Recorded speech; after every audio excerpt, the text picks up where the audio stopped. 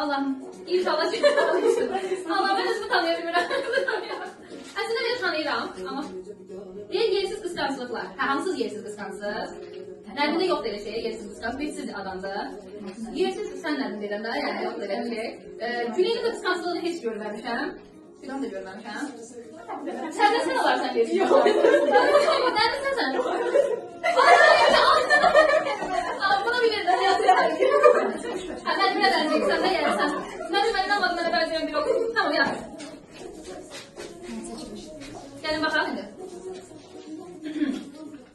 Sual 5'te ikisini başa düşmedi. İkini başa düşmedi. Ondan sonra bana diğer ne olur der, kim olur?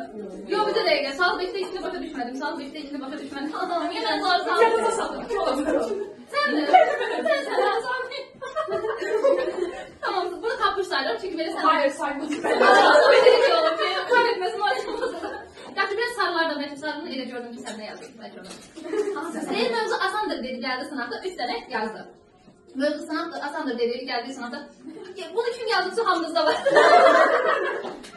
Bunu kim yazdıysa hamınızda var. Ama benim mövzu asandır diye səbri olur. Sonra gelir səb yazır. Taptım mı? Xüsusilə də baxın taptım mı? Gəl baxışdır.